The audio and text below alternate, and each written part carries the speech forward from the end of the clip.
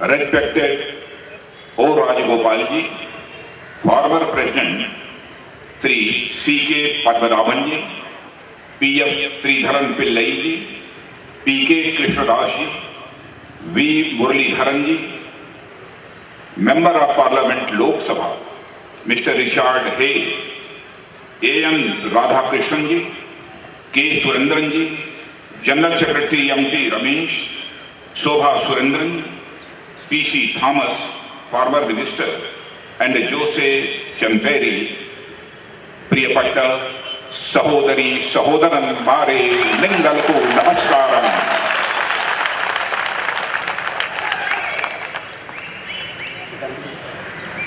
My brothers and sisters, I have very high affection and respect for the Malayalam, but unfortunately, I can't deliver my speech in Malayalam. Hence, I will deliver my speech in Hindi, and that will be translated by Mr. George Puri.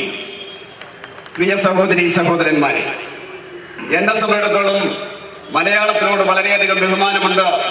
പക്ഷേ മലയാളത്തിൽ പ്രസംഗിക്കുവാൻ എനിക്ക് സാധിക്കില്ലാത്തത് കൊണ്ട് ഞാൻ ഹിന്ദിയിൽ പ്രസംഗിക്കും. ആ പ്രസംഗം ഇവിടെ പരിഭാഷ ചെയ്യപ്പെടും. अभी अभी थोड़ी देर पहले मेरे बहनों भाइयों, आप लोगों ने एक सेना का जवान जो सियाचिन ग्लेशियर में दबकर 6 दिनों के बाद भी जिंदा निकला, हम सारे लोग ये प्रार्थना कर रहे थे कि शायद उसकी जिंदगी बच जाएगी, लेकिन वह बच नहीं पाए. मिस्टर हनुमंतप्पा आज वो हमारे बीच नहीं रहे. इतना ही नहीं, मुझे जानकारी प्राप्त हुई है कि जो हमारे सेना के जवान सियाचिन ग्लेशियर में बर्फ से दबकर शहीद हुए हैं, उनमें से एक जवान इस केरल का भी रहने वाला था. इसलिए सबसे पहले तो मैं मिस्टर हनुमंतप्पा और जितने भी सियाचिन ग्लेशियर में शहीद हुए हैं उन सबके प्रति हार्दिक श्रद्धांजलि अर्पित करता हूं. കുറച്ചു നേരം മുമ്പ് നമുക്ക് അറിയുവാൻ സാധിച്ചു, നമ്മുടെ ധീരജവാൻ ഏതാണ്ട് 6 ദിവസം ആ സിയാച്ചിനില് മഞ്ഞപാളികൾക്കിടയിൽ ജീവനുമായിട്ട് വെല്ലുവിളിച്ചുകൊണ്ട് ജീവൻ നിലനിർത്തിയ ശ്രീ ഹനുമന്തയ്യ, അദ്ദേഹം ഏതാനും നിമിഷങ്ങൾക്ക് മുമ്പ് അദ്ദേഹം മരിക്കുകയുണ്ടായി. അതുപോലെ തന്നെ ഞാൻ മനസ്സിലാക്കുന്നു, ആ സിയാച്ചിനില് മരിച്ച ജവാന്മാരില് ഒരാള് കേരളത്തിലുള്ള ആളാണെന്ന് ഞാൻ മനസ്സിലാക്കുന്നു. അങ്ങനെ ശ്രീ ഹനുമന്തയ്യയ്ക്കും അതുപോലെ തന്നെ ആ സിയാച്ചിനിൽ രാജ്യത്തിന് വേണ്ടി മരിച്ചു വീണ ആ ധീര ജവാന്മാർക്ക് ഞാൻ ആദ്യമായിട്ട് ഞാൻ ശ്രദ്ധാഞ്ജലി अर्पिക്കുകയാണ്. आज पंडित दीनदयाल जी उपाध्याय, जिन्होंने भारतीय जनता पार्टी को एक आइडियोलॉजी देने का काम किया, उसी आइडियोलॉजी, उसी थाट को लेकर आज भी हम भारत के अंदर अपनी राजनीतिक यात्रा कर रहे हैं. और सचमुच यह श्रेय यदि किसी को जाता है तो डॉक्टर श्यामा प्रसाद मुखर्जी और पंडित दीनदयाल जी उपाध्याय को, जिन्होंने एक छोटी सी पार्टी भारतीय जनसंघ के रूप में खड़ा किया था. आज वह पार्टी भारतीय जनता पार्टी के रूप में हिंदुस्तान की सबसे बड़ी पॉलिटिकल पार्टी बन गई है. और जिस पॉलिटिकल पार्टी ने भारत की पार्लियामेंट में क्लियर मेजॉरिटी हासिल की है. पंडित दीनदयाल उपाध्याय जी അദ്ദേഹം ഈ പാർട്ടിയുടെ ആദർശത്തിന് രൂപം കൊടുത്ത വ്യക്തിയാണ്. അതുപോലെ തന്നെ ശ്യാമപ്രസാദ് മുഖർജി, ഇവർ രണ്ടും കൂടിയാണ് ഈ പ്രസ്ഥാനത്തെ കെട്ടിപ്പടുത്തത്. വളരെ ചെറിയ പാർട്ടിയായിരുന്ന ജനസംഘം, ആ ജനസംഘത്തെ വളർത്തിയെടുത്ത് ഇന്നത്തെ ഭാരതീയ ജനതാ പാർട്ടിയായിട്ട് വളർത്തിയെടുത്തത്, ഭാരതത്തിലെ ഏറ്റവും വലിയ രാഷ്ട്രീയ പ്രസ്ഥാനമായിട്ട് വളർത്തിയെടുത്തതിന്റെ സംഭാവന അവരുടേതാണ്. ഇന്ന് ഭാരതത്തിലെ ഭാരതീയ ജനതാ പാർട്ടി പൂർണ്ണമായിട്ടുള്ള ഭൂരിപക്ഷത്തോടുകൂടി അധികാരത്തിലിരിക്കുകയാണെന്ന് അഭിമാനത്തോടുകൂടി പറയുവാൻ സാധിക്കുമെങ്കിൽ അതിന്റെ കാരണക്കാർ അവരാണ് എന്ന് ഞാൻ സൂചിപ്പിക്കുകയാണ്. तो मैं पंडित दीनदयाल उपाध्याय की पुण्यतिथि के अवसर पर उन्हें श्रद्धांजलि अर्पित करता हूं. पंडित दीनदयाल उपाध्यायയുടെ ചരമദിനമാണെന്ന് അദ്ദേഹത്തിന്റെ ആ സ്മരണയ്ക്ക് മുമ്പിൽ ഞാൻ ശ്രദ്ധാഞ്ജലി അർപ്പിക്കുകയാണ്. और मैं केरल के रहने वाले भारतीय जनता पार्टी के सभी कार्यकर्ताओं को बधाई देता हूं और त्रिवेंद्रम की जनता के प्रति भी आभार व्यक्त करना चाहता हूं. इसलिए आभार व्यक्त करना चाहता हूं कि पहली बार म्युनिसिपल कॉर्पोरेशन की हिस्ट्री में त्रिवेंद्रम में आउट ऑफ 100 बीजेपी ने 35 सीट पर विजय हासिल करने का काम किया है. इसके लिए आप सभी कार्यकर्ताओं को मैं अपनी तरफ से बधाई देता हूं. കേരളത്തിലെ മുഴുവൻ പാർട്ടി പ്രവർത്തകരെ ഞാൻ അഭിനന്ദിക്കുവാൻ ആഗ്രഹിക്കുകയാണ്. പ്രത്യേകിച്ച് തിരുവനന്തപുരം ജില്ലയിലെ പാർട്ടി പ്രവർത്തകരെ. ചരിത്രത്തിൽ ആദ്യമാകട്ടെ തിരുവനന്തപുരം കോർപ്പറേഷനിലെ ഭാരതീയ ജനതാ പാർട്ടിക്ക് 35 സീറ്റ് നേടിക്കൊണ്ട് ഭാരതീയ ജനതാ പാർട്ടിയെ ഇവിടുത്തെ പ്രധാന പ്രതിപക്ഷമാക്കിയ പ്രവർത്തകരെ ഞാൻ അഭിനന്ദിക്കുന്നു. आज नहीं तो कल मेरे कार्यकर्ता बहनों भाइयों सुन लेना, आप भारतीय जनता पार्टी के कार्यकर्ताओं ने अपने परिश्रम से भारतीय जनता पार्टी को जो एक हाइट दी है यहां तक, तो भले ही इस चुनाव में भारतीय जनता पार्टी को क्लियर मेजॉरिटी न मिले, लेकिन ऐसे ही आप लोग परिश्रम करते रहे, अगला असेंबली का जो चुनाव होगा केरल में भी भारतीय जनता पार्टी को क्लियर मेजॉरिटी हासिल होगी और यहां पर आपकी सरकार बनेगी. ഇന്നല്ലെങ്കിൽ നാളെ തീർച്ചയായിട്ടും ഞാൻ പറയുവാൻ ആഗ്രഹിക്കുകയാണ്, ഈ കേരളത്തിലെ ഭാരതീയ ജനതാ പാർട്ടിയുടെ പ്രവർത്തകരോ പരിശ്രമിക്കുന്ന രീതിയിൽ പരിശ്രമിക്കുകയാണ് എങ്കിലോ തീർച്ചയായിട്ടും ഈ തിരഞ്ഞെടുപ്പിലല്ല എങ്കിലോ അടുത്ത തിരഞ്ഞെടുപ്പിലോ ഭാരതീയ ജനതാ പാർട്ടിക്ക് കേരളത്തിലോ പൂർണ്ണ ഭൂരിപക്ഷത്തോടുകൂടി അധികാരത്തിൽ വരുവാൻ സാധിക്കുമെന്നുള്ള കാര്യം നിശ്ചയമാണ്. मेरे बहनों भाइयों, आप जिस राज्य केरला के रहने वाले हैं, मैं मानता हूं कि आप सभी सौभाग्यशाली हैं. केरला को भारत में ही नहीं सारी दुनिया में, पूरे वर्ल्ड में इसे गॉड्स ओन कंट्री के रूप में जाना जाता है. और यह केरल की धरती भगवान परशुराम की धरती है, भगवान अयप्पा की धरती है. कण कण में भगवान परशुराम है, कण कण में भगवान अयप्पा है. ऐसी धरती के रहने वाले मेरे बहनों भाइयों, एक बार मैं शीश झुकाकर आप सभी का अभिनंदन करता हूं, आप सभी का स्वागत करता हूं.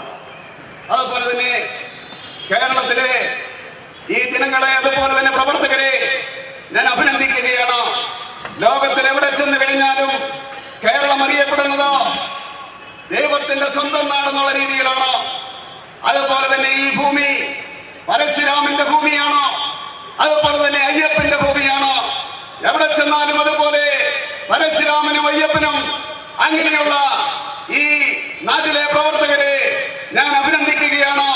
തല കുനിച്ചുകൊണ്ട് ഞങ്ങളെ അഭിനന്ദിക്കുകയാണ്. सबसे पहले इस हिंदुस्तान में मानसून यदि किसी स्टेट को टच करता है तो आपका स्टेट वह केरल है. लेकिन ग्रीन रिवॉल्यूशन से आज भी यह केरल बहुत दूर है. फूड ग्रेन्स, फ्रूट्स, वेजिटेबल्स के लिए आपको दूसरे स्टेट्स के ऊपर डिपेंड रहना पड़ता है. इससे बड़े दुर्भाग्य की बात क्या हो सकती है. അതുപോലെ തന്നെ ഭാരതത്തിൽ ആദ്യമായിട്ട് മൺസൂൺ പെയ്തിറങ്ങുന്നത് ഈ കേരളത്തിന്റെ തീരത്താണ്. അങ്ങനെ അനുഗ്രഹിക്കപ്പെട്ട ഈ നാട്ടിലോ പക്ഷേ ഭക്ഷ്യവസ്തുക്കളുടെ കാര്യത്തിലോ നമ്മൾ മുന്നോട്ട് പോകുകയാണ്. കാണാൻ സാധിക്കും, ഇവിടെ ഭക്ഷ്യവസ്തുക്കളില്ല, അതുപോലെ തന്നെ പഴമില്ല, അതുപോലെ തന്നെ പച്ചക്കറിയില്ല. അതിനുവേണ്ടി ആശ്രയിക്കുന്നത്, ഈ സംസ്ഥാനം ആശ്രയിക്കുന്നത് മറ്റ് സംസ്ഥാനങ്ങളെയാണെന്നുള്ള ദുഃഖകരമായിട്ടുള്ള കാര്യം പറയുവാൻ ആഗ്രഹിക്കുകയാണ്. मैं यूडीएफ और एलडीएफ के नेताओं से पूछना चाहता हूं, जो केरल लिटरेसी में सबसे आगे है, जो केरल लाइफ एक्सपेक्टेंसी में पारंपरिक रूप से, ट्रेडिशनल रूप से सबसे आगे है, क्या कारण है कि वह स्टेट केरल आज इंडस्ट्रियल डेवलपमेंट में आज सबसे पीछे है? मैं इस सवाल का जवाब चाहता हूं. അതുപോലെ തന്നെ ഇവിടുത്തെ UDF-നോടും LDF-നോടും ഞാൻ ചോദിക്കുവാൻ ആഗ്രഹിക്കുകയാണ്, ഈ കേരളത്തിലോ സാക്ഷരതയുടെ കാര്യത്തിലോ നമ്മുടെ മുന്നിലാണോ, അതുപോലെ മനുഷ്യവിഭവശേഷിയുടെ കാര്യത്തിലോ മുന്നിലാണോ? പക്ഷെ എന്തുകൊണ്ട് ഈ കേരളത്തിലോ ഇത്രമാത്രം ആയുഷിന്റെ ദൈർഘ്യത്തിന്റെ കാര്യത്തിൽ മുന്നിലായതുകൊണ്ടും എന്തുകൊണ്ട് ഞാൻ ചോദിക്കുകയാണ്, ഈ കേരളത്തിൽ വ്യവസായവൽക്കരണമില്ല, വ്യവസായശാലകളില്ല എന്നുള്ള കാര്യം ഞാൻ ചോദിക്കുവാൻ ആഗ്രഹിക്കുകയാണ്. यहां कोई इंडस्ट्री फ्लोरिश नहीं कर रही है. यहां यदि कोई एक इंडस्ट्री फ्लोरिश कर रही है, बढ़ रही है, तो वह करप्शन इंडस्ट्री फ्लोरिश कर रही है. ഇവിടെ ഒരു വ്യവസായവും വളരുന്നില്ല. ഏതെങ്കിലും ഒരു വ്യവസായം വളരുന്നുണ്ട് എങ്കിലോ അത് അഴിമതിയുടെ വ്യവസായമാണ് എന്ന് പറയുവാൻ ഞാൻ ആഗ്രഹിക്കുകയാണ്. केरल इक्वेटर के सबसे नजदीक है और सन की यानी सूरज की सबसे ब्राइटेस्ट रोशनी यदि कहीं पहले मिलती है तो केरल को मिलती है. और सूर्य की रोशनी एक आशा का संचार करती है. और ऐसा राज्य जहां पर सबसे अधिक ब्राइटनेस सूरज में दी रहती है तो केरल में रहती है. आज करप्शन और स्कैम में फंसा हुआ है. കേരളം എന്ന് പറയുന്നത് ഏറ്റവും കൂടുതൽ സൂര്യപ്രകാശം കിട്ടുന്ന പ്രദേശമാണ്. നല്ല രീതിയിൽ അതിനെ ഉപയോഗിക്കുവാൻ സാധിക്കും. പക്ഷേ നിങ്ങൾ ഇന്ന് വ്യവഹരിക്കുന്നത് അഴിമതിയുടെ കുംഭകോണത്തിന്റെ മേഖലയിലാണ് എന്ന് പറയുവാൻ ഞാൻ ആഗ്രഹിക്കുകയാണ്. आज मैं अपील करने आया हूं आप सब कार्यकर्ता बहनों भाइयों के माध्यम से पूरे केरल की जनता से अपील करने आया कि बहनों भाइयों, यूडीएफ और एलडीएफ ही नहीं होना चाहिए, थर्ड अल्टरनेटिव केरला में होना चाहिए. और थर्ड अल्टरनेटिव यदि कोई पॉलिटिकल पार्टी बन सकती है तो आपकी पार्टी बीजेपी ही बन सकती है. അതുപോലെ തന്നെ ഇന്ന് ഇവിടുത്തെ പ്രവർത്തകരോട് ഞാൻ ആഹ്വാനം ചെയ്യുകയാണ്. അതുപോലെ തന്നെ കേരളത്തിലെ മുഴുവൻ ജനങ്ങളോടും ഞാൻ ആഹ്വാനം ചെയ്യുകയാണ്. കേരളത്തില് യുഡിഎഫും എൽഡിഎഫും വേണ്ട, അതിന് പകരമായിട്ട് ഒരു മൂന്നാം ശക്തി വരണം. ഏതെങ്കിലും ഒരു ശക്തി ഉണ്ടെങ്കിലോ ഏതെങ്കിലും ഒരു പാർട്ടി ഉണ്ടെങ്കിലോ അത് നമ്മുടെ പാർട്ടി ഭാരതീയ ജനതാ പാർട്ടിയാണ് എന്ന് പറയുവാൻ ഞാൻ ആഗ്രഹിക്കുകയാണ്. हमारे प्रधानमंत्री मोदी जी ने नारा दिया है सबका साथ सबका विकास. मेरे कार्यकर्ता बहनों भाइयों, सबका साथ और सबका विकास ये हमारा केवल नारा नहीं है, ये स्लोगन नहीं है, ये हमारी आइडियोलॉजी है. इसके प्रति हमारा कमिटमेंट है. നമ്മുടെ പ്രിയങ്കരനായിട്ടുള്ള പ്രധാനമന്ത്രി മോഡിജിയുടെ മുദ്രാവാക്യം എല്ലാവരോടും എല്ലാവർക്കും വികസനം എന്നുള്ളതാണ്. നമ്മളെ സംബന്ധിച്ചിടത്തോളം മുദ്രാവാക്യമല്ല, നമ്മളെ സംബന്ധിച്ചിടത്തോളം ആശയമാണ്. ആ ആശയത്തിന്റെ അടിസ്ഥാനത്തിലായിരിക്കും നമ്മൾ മുന്നോട്ട് പോകുന്നത്. हम लोग भारत का डेवलपमेंट करना चाहते हैं, सबको साथ लेकर डेवलपमेंट करना चाहते हैं. चाहे वह हिंदू हो, मुसलमान हो, ईसाई हो, चाहे वह किसी कास्ट का क्या हो. इंसान और इंसान के बीच डिस्क्रिमिनेशन नहीं होना चाहिए, नफरत नहीं होनी चाहिए. हम पूरे हिंदुस्तान को साथ लेकर चलना चाहते हैं और सबका विकास करना चाहते हैं. यही हमारी सरकार का संकल्प है. അതുപോലെ തന്നെ ഈ ഭാരതത്തിന്റെ വികസനം മുന്നിൽ കണ്ടുകൊണ്ടാണ് എല്ലാവർക്കും വികസനം, എല്ലാവർക്കും ഒപ്പമെന്ന് പറഞ്ഞിട്ട് ഭാരതീയ ജനതാ പാർട്ടിയുടെ സർക്കാർ മുന്നോട്ട് പോകുന്നത്. അത് മതത്തിന്റെ അടിസ്ഥാനത്തിലല്ല. ഹിന്ദുവാകട്ടെ, മുസ്ലിം ആകട്ടെ, ക്രിസ്ത്യാനിയാകട്ടെ, ഏതെങ്കിലും ജാതിയാകട്ടെ, അതിനെയെല്ലാം കൂട്ടിയോജിപ്പിച്ചുകൊണ്ട് മനുഷ്യനും തമ്മിൽ അത് സ്നേഹത്തിന്റെ സന്ദേശമാണ് വേണ്ടത്. അവരെ തമ്മിലടിപ്പിക്കുകയല്ല വേണ്ടത്, വിരോധമല്ല വേണ്ടത്. തീർച്ചയായിട്ടും മുഴുവൻ ഭാരതത്തെ ഒത്തുചേർന്നുകൊണ്ട് മുന്നോട്ട് നയിക്കുക എന്നുള്ളതാണ് നമ്മുടെ വികസനം. कितना पेनफुल है कि इस राज्य की इकोनॉमी में बाहर से आने वाले, गल्फ कंट्रीज से आने वाले जो मनियार्ड और पैसे, उसका एक बड़ा कंट्रीब्यूशन है. मैं पूछना चाहता हूं सरकार में बैठे हुए लोगों से, क्या यहां के नौजवानों को जॉब नहीं दिया जा सकता, एम्प्लॉयमेंट नहीं दिया जा सकता? क्या यहां के नौजवानों को बिजनेस करने का अवसर प्राप्त नहीं होना चाहिए? लगातार 60 से लेकर अब तक केरल में यदि गवर्नमेंट किसी की रही है तो यूडीएफ की रही है अथवा एलडीएफ की रही है. क्या कारण है? यहां पर ना तो ह्यूमन रिसोर्सेज की कमी है, न नेचुरल रिसोर्सेज की कमी है. फिर भी हमारे केरल के बहादुर नौजवानों को, हाथों को जो एम्प्लॉयमेंट मिलना चाहिए, जो काम करने का अवसर मिलना चाहिए, वो नहीं मिल पा रहा। അതുപോലെ തന്നെ ഞാൻ പറയുവാൻ ആഗ്രഹിക്കുകയാണ്, ഈ കേരളത്തിന്റെ സാമ്പത്തിക വ്യവസ്ഥ അത് പുറത്തു നിന്ന് വരുന്ന പണത്തെ ആശ്രയിച്ചാണ് ഇരിക്കുന്നത്. ഗൾഫ് രാജ്യങ്ങളിൽ നിന്ന് ഇവിടുത്തെ ചെറുപ്പക്കാരെ അയക്കുന്ന പണത്തെ ആശ്രയിച്ചുകൊണ്ടാണ് ഇരിക്കുന്നത്. ഞാൻ ചോദിക്കുവാൻ ആഗ്രഹിക്കുന്നു, ഇവിടുത്തെ സർക്കാർ എന്താണ് ചെയ്യുന്നത്? ഇവിടുത്തെ ചെറുപ്പക്കാർക്ക് ജോലി കൊടുക്കുവാൻ, ഇവിടുത്തെ ചെറുപ്പക്കാർക്ക് ബിസിനസ് നടത്തുവാൻ ഉള്ള ഈ സംവിധാനം ഒരുക്കുവാൻ നിങ്ങൾക്ക് സാധിക്കുന്നില്ലേ? എന്തുകൊണ്ട് സാധിക്കുന്നു? ആദ്യം മുതൽ തന്നെ 60-കൾക്ക് മുമ്പ് മുതൽ തന്നെ ഇവിടെ ഭരിക്കുന്നത് UDF-ഉം LDF-ഉമാണ്. മനുഷ്യ വിഭവശേഷിയുടെ കാര്യത്തില്, പ്രകൃതി വിഭവങ്ങളുടെ കാര്യത്തില് ഈ കേരളം എന്ന മുന്നിലാണ്. എന്തുകൊണ്ട് ഇവിടുത്തെ ചെറുപ്പക്കാർക്ക് ഇവിടെ തൊഴിലവസരം ഉണ്ടാക്കുവാൻ നിങ്ങൾക്ക് സാധിക്കുന്നില്ല എന്ന് നിങ്ങൾ ജനങ്ങളോട് പറയേണ്ടിയിരിക്കുന്നു. यह सेंट थॉमस की भी धरती है, जिन्होंने सेवा का संदेश दिया है। हमें यह नहीं भूलना चाहिए। आज भारत में ही नहीं, दुनिया के किसी देश में चले जाइए, सर्वाधिक sense to serve the society का भाव लोग मानते हैं यदि किसी के अंदर है, तो यहाँ के जो मेडिकल अटेंडेंट्स हैं उनके बारे में सर्वाधिक सेंस टू सर्व, सेवा करने का भाव मिलता है। मैं इस सेवा करने के भाव का अभिनंदन करता हूं, उसका मैं स्वागत करता हूं। അതുപോലെ തന്നെ ഈ കേരളത്തിലെ ചെറുപ്പക്കാര് സേവനത്തിന്റെ പാതയിലൂടെ ലോകത്ത് മുഴുവൻ അവർ പ്രവർത്തിക്കുകയാണ്. ഈ മനുഷ്യ സ്നേഹത്തിൻ്റെതായിട്ടുള്ള ആ സേവന മനോഭാവം അത് വൈദ്യരംഗത്ത്, മെഡിക്കൽ രംഗത്ത്, അത് ലോകത്തിന് തന്നെ മാതൃകയായിട്ട് കേരളത്തിലെ ജനങ്ങൾ ചെയ്യുന്നു. തീർച്ചയായിട്ടും അതിന്റെ പേരിൽ അഭിനന്ദിക്കുവാൻ ഞാൻ ആഗ്രഹിക്കുകയാണ്. यूनिटी इन डाइवर्सिटी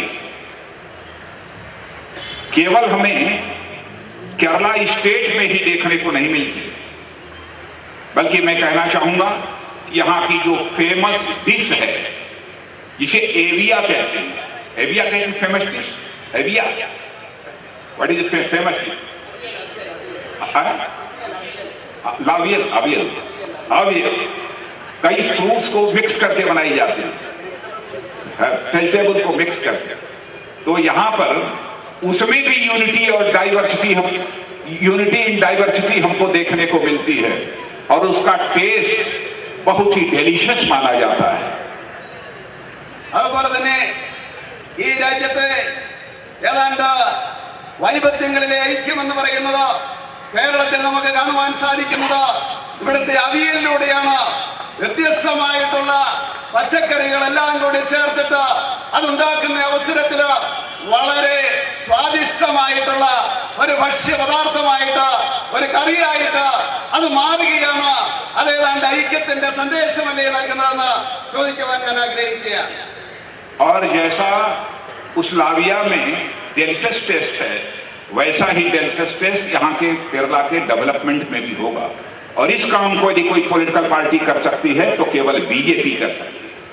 ഈ അവിയലിലുണ്ടാകുന്ന ആ പ്രത്യേകതയുണ്ടല്ലോ, അത് ഈ കേരളത്തിന്റെ വികസനത്തിന്റെ കാര്യത്തിലും തീർച്ചയായിട്ടും സാധിക്കുമെന്നുള്ള കാര്യത്തിൽ യാതൊരു സംശയം വേണ്ട.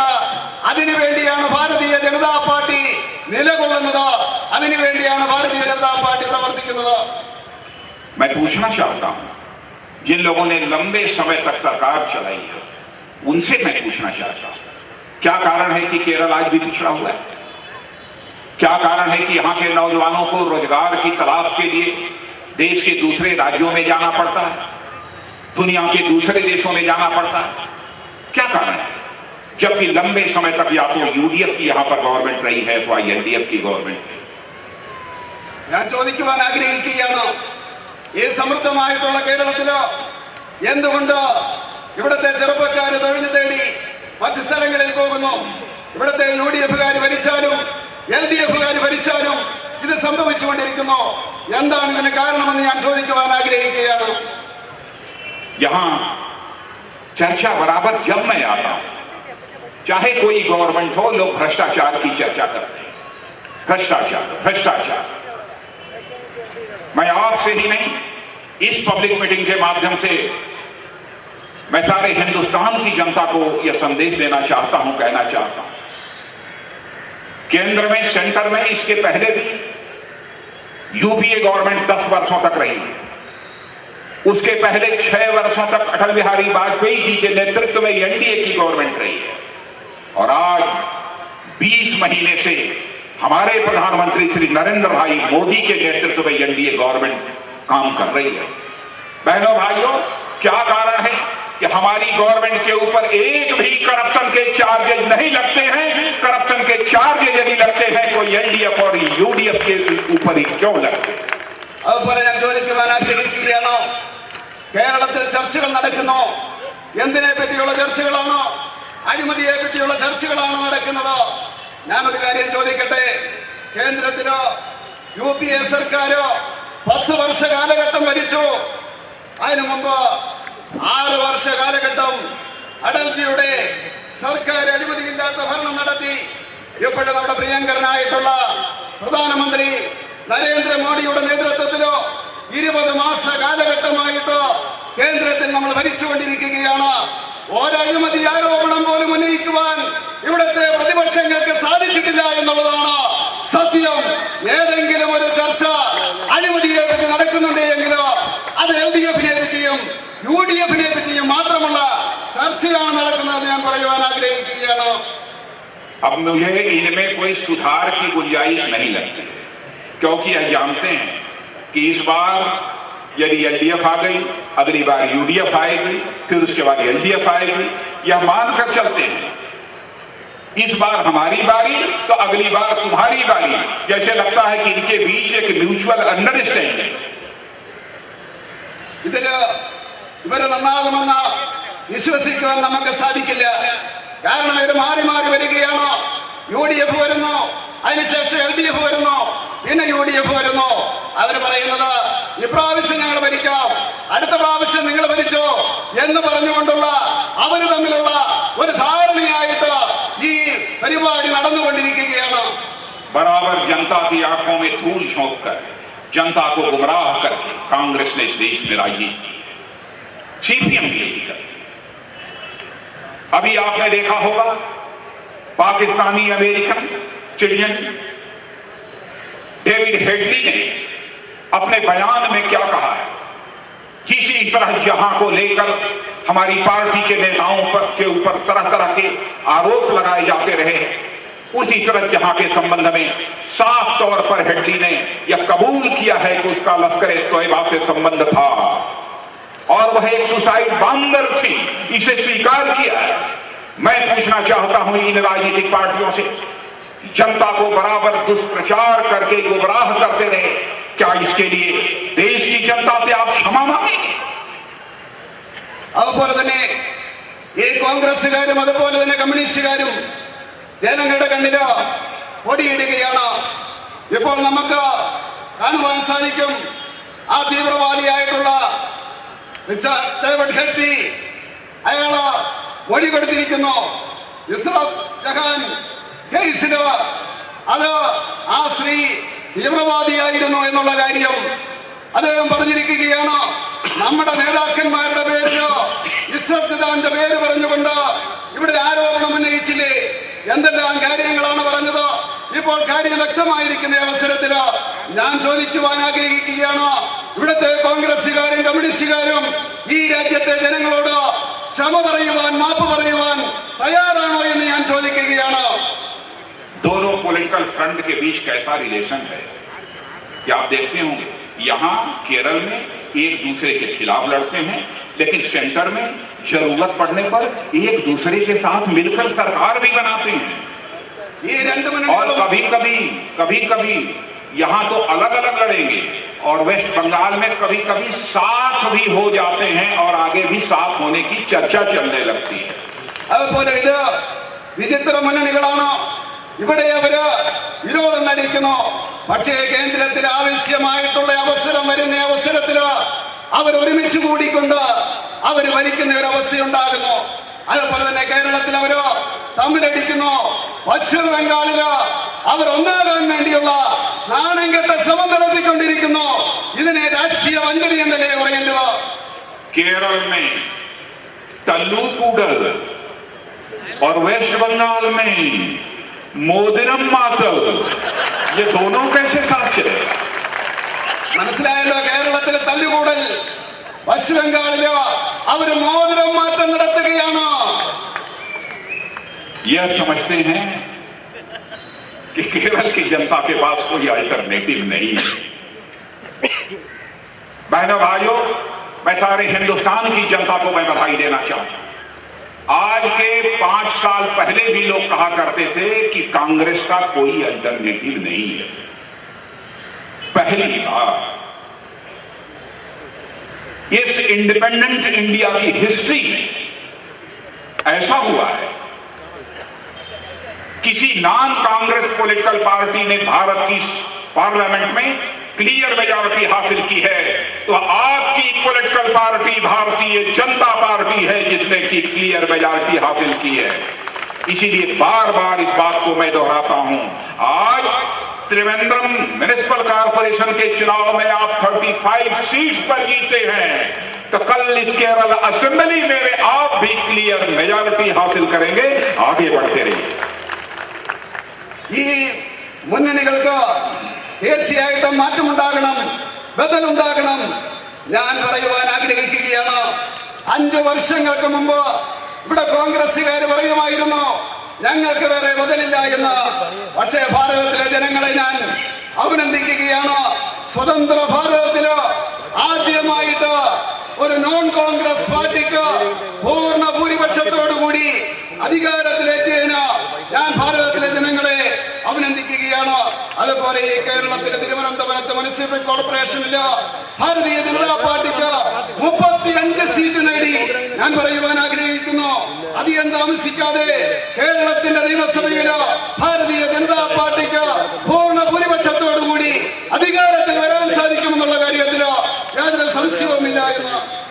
केंद्र में मोदी जी के नेतृत्व में सरकार तेजी के साथ काम कर रही है। मेरे बहनों भाइयों, कोई कह सकता है यह काम कम हुआ, यह काम अधिक हुआ, इस पर डिबेट हो सकती है, लेकिन इस विषय पर डिबेट नहीं हो सकती है कि इंडिपेंडेंट इंडिया की हिस्ट्री में भारत का मस्तक इंटरनेशनल कम्युनिटी में ऊंचा करने का काम यदि किसी सरकार ने किया है तो श्री नरेंद्र मोदी के नेतृत्व की आज की एनडीए सरकार ने किया।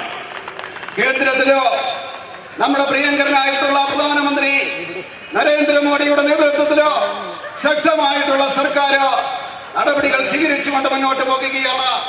ആർക്കെങ്കിലും പറയാൻ സാധിക്കുമോ ഏതെങ്കിലും ഒരു പദ്ധതിയിലോ കുറവുണ്ട് എന്ന്, എന്തെങ്കിലും കുറവുണ്ട് എന്ന്, അല്ലെങ്കിൽ അത് ശരിയല്ല എന്ന് പറയുവാൻ സാധിക്കുമല്ല.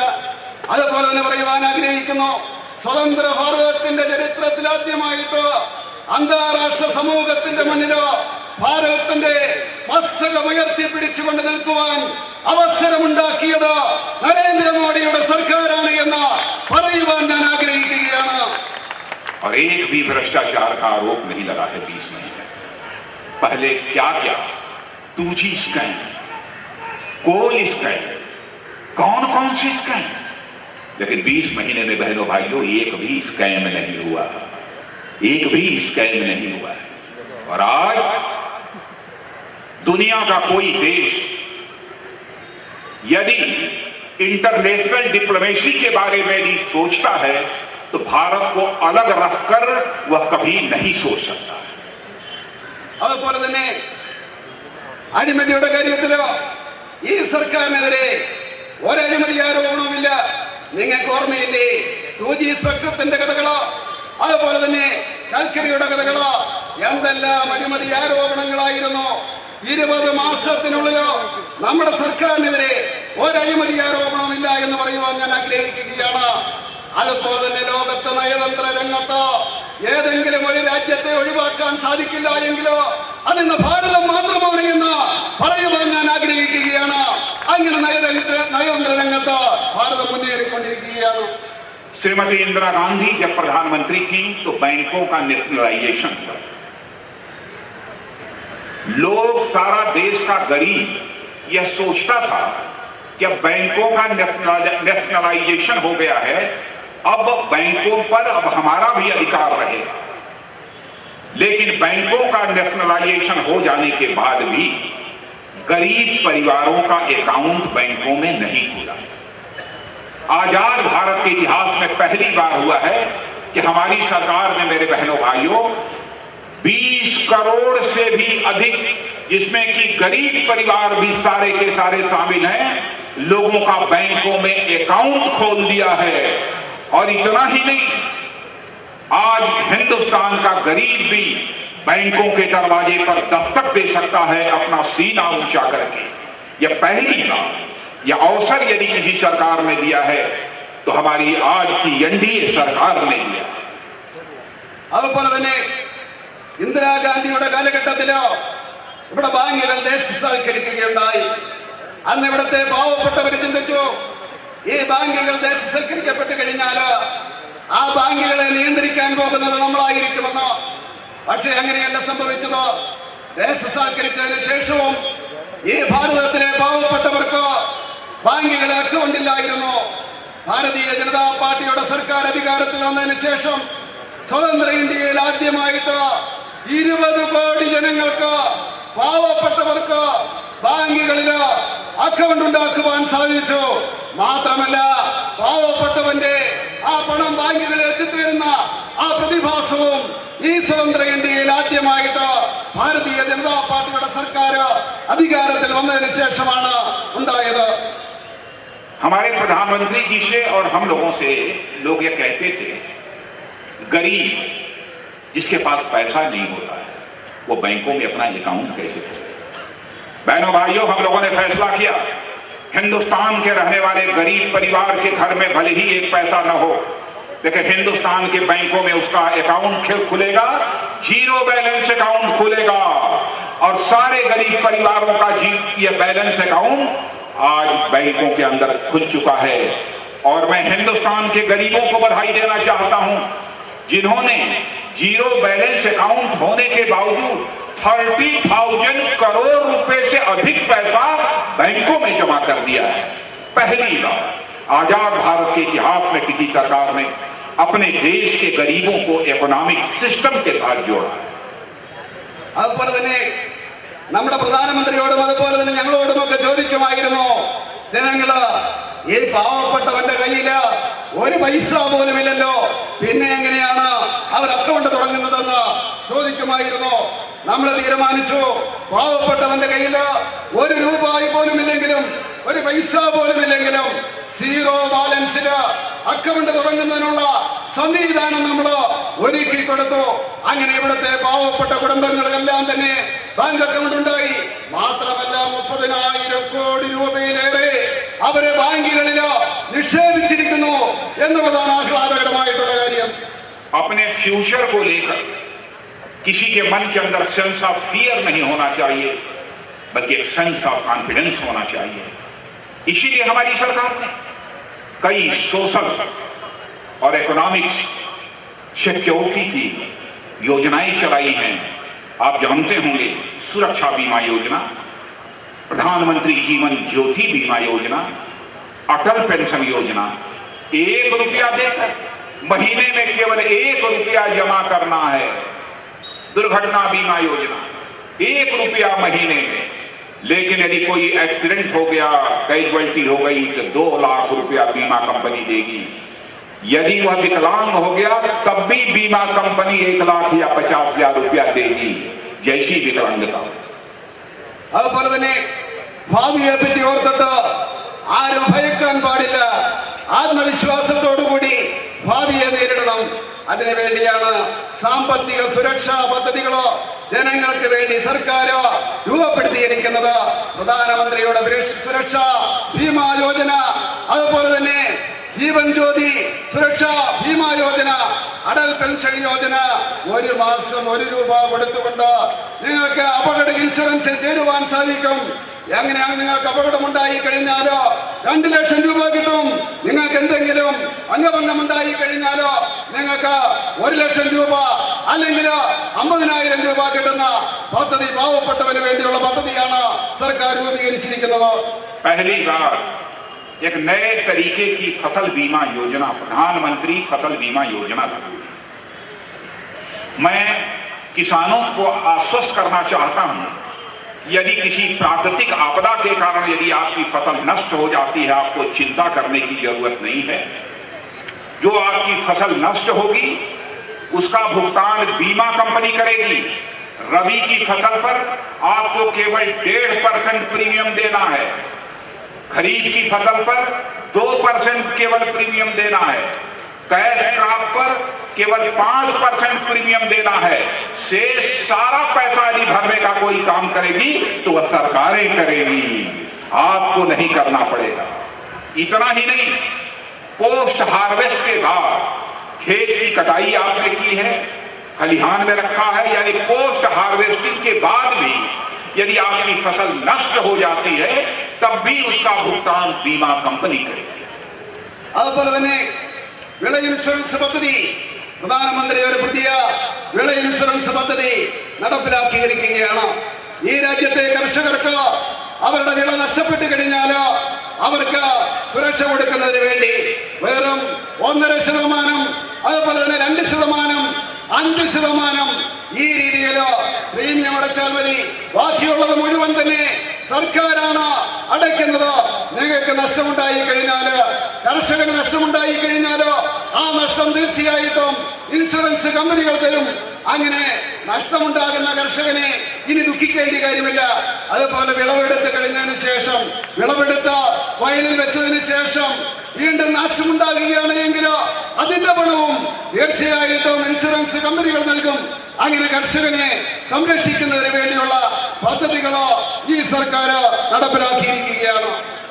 सारी दुनिया में इस समय ग्लोबल इकोनॉमिक स्लोडाउन,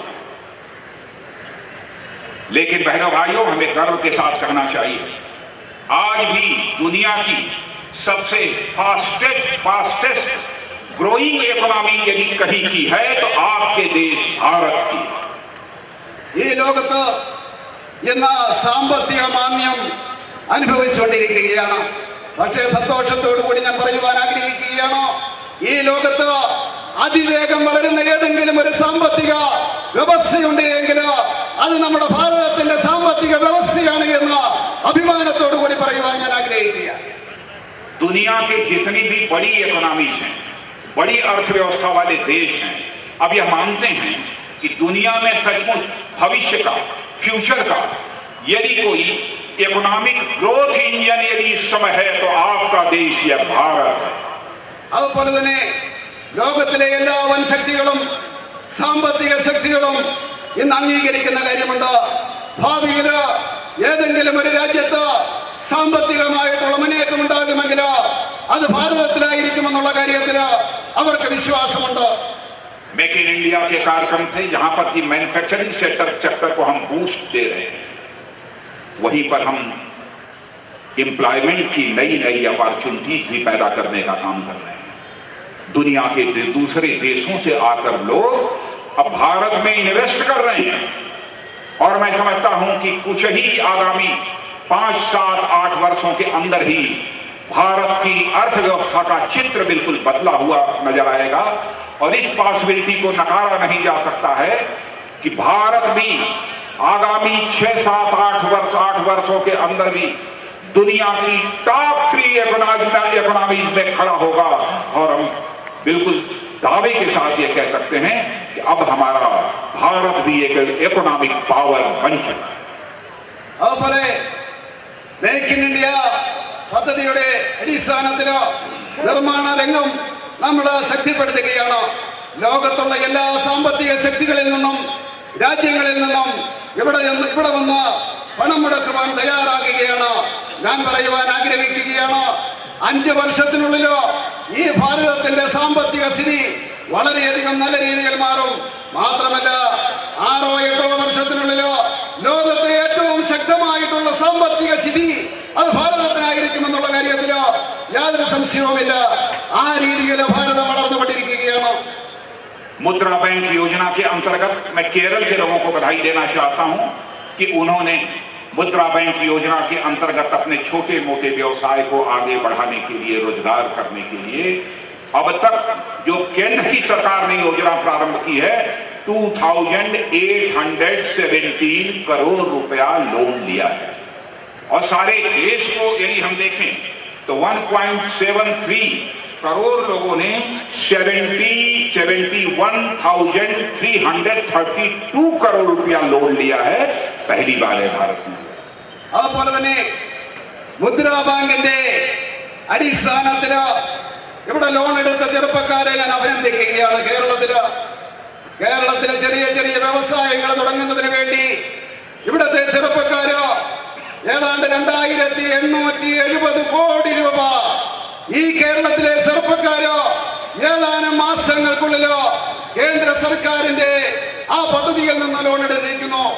അതുപോലെ തന്നെ അഖിലേന്ത്യാ അടിസ്ഥാനത്തിൽ പറയുകയാണ് എങ്കിലോ ഏതാണ്ട് 1,73,00,000 ജനങ്ങളോ 71,332 കോടി രൂപ ഈ ലോൺ പദ്ധതിയിൽ നിന്നോ മുദ്രാ ബാങ്കിന്റെ പദ്ധതിയിൽ നിന്നും ലോൺ എടുത്തിരിക്കുന്നു.